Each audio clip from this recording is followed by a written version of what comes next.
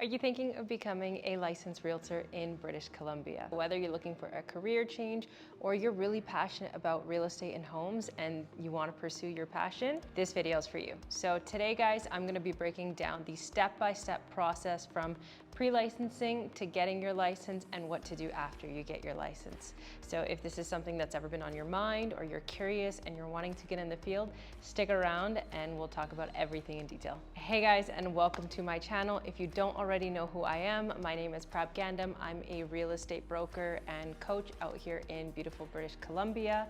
I am a part of eXp Realty, where I coach a multitude of agents on becoming the best realtor they can be. And I also help agents scale their business past 6+ figures using funnels, SEO, meta ads, digital marketing, and a bunch of whole other stuff. So if that stuff resonates with you, please feel free to like, subscribe to my channel, and you will get hit with all things that I just mentioned. All right, so this question might be on your mind, and it is right now in 2025 and the way the real estate climate is.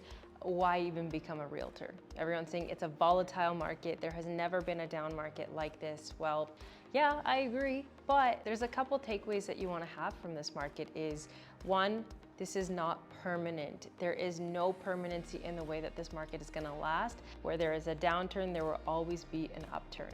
If you're looking at real estate statistics over the years and over the last 50 years, 60 years, there's always a dip and there's always a high. There's a dip and then there's another peak. And the peak is always higher than the previous peak that was there. So there's always going to be ebbs and flows in real estate.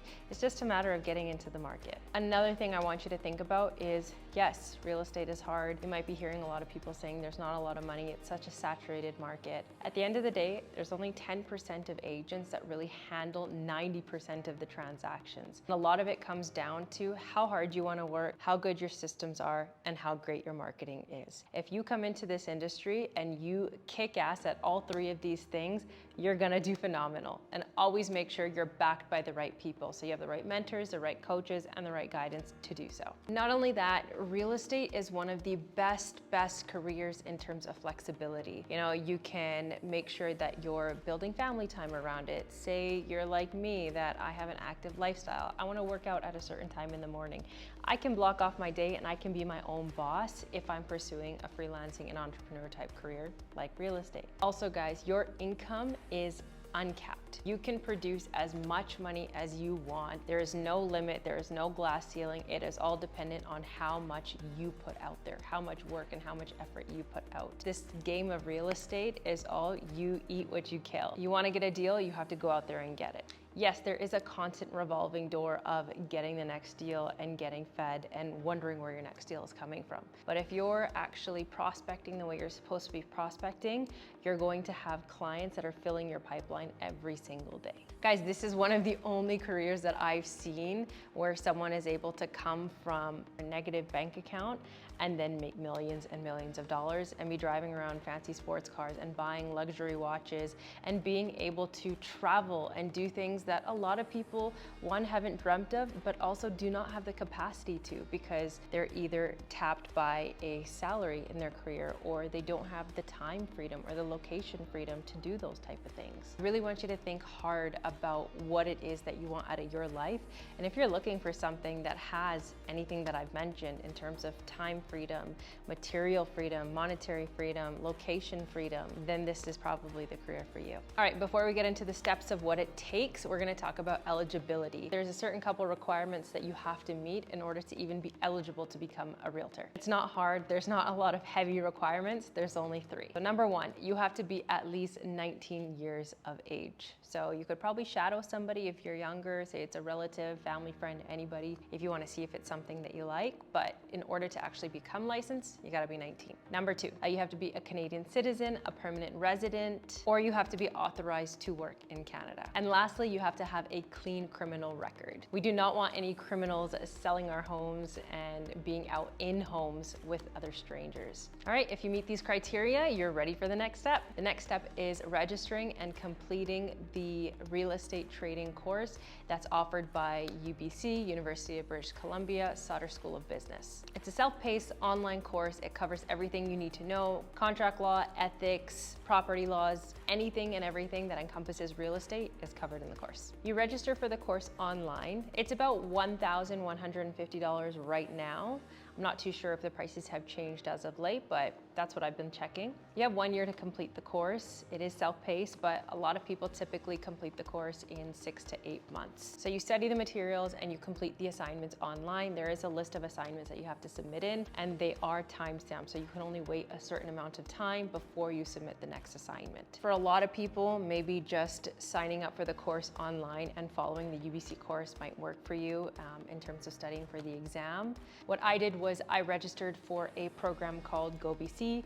At the time, it was COVID 2020. I was only able to complete the online portion. So whereas some classes are in person, some are online. Unfortunately, I was only allowed to apply for the online portion, which to me, it didn't really matter. I would just take my laptop and I would go to coffee shops. I would study at home. It wasn't too bad. And it's all self-paced online as well. If anything, I think it was more effective than actually watching the UBC videos because it was more engaging. It was more relevant.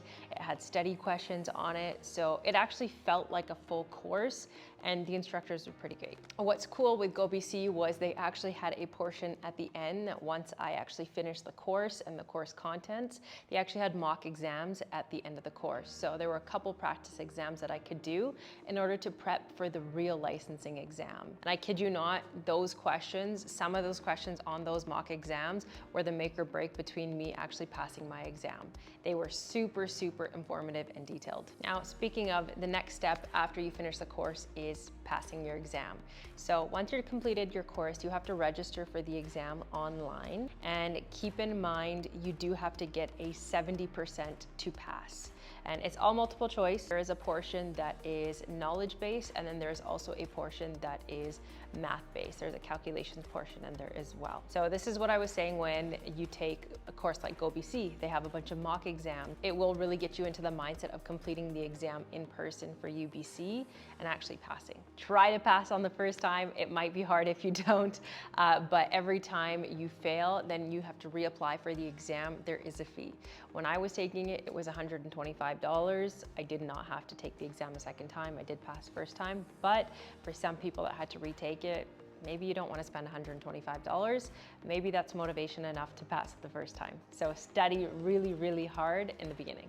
All right, so you passed your exam. What next? Next step is to find a brokerage to sponsor you. Now, I know you might be a little nervous or anxious and you just want to write down a brokerage and get started. This is probably one of the key milestone moments in actually establishing your career as an agent.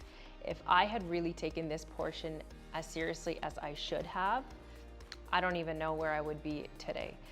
I'm at the brokerage that I wanted to be eventually, but had I known earlier and had I taken the time to go through resources and talk to peers, then I probably would have ended up here a lot sooner. Being a brokerage isn't just a spot to hold your license and to go out and actually do the work. A brokerage can actually make or break whether you succeed in real estate or not as well. How?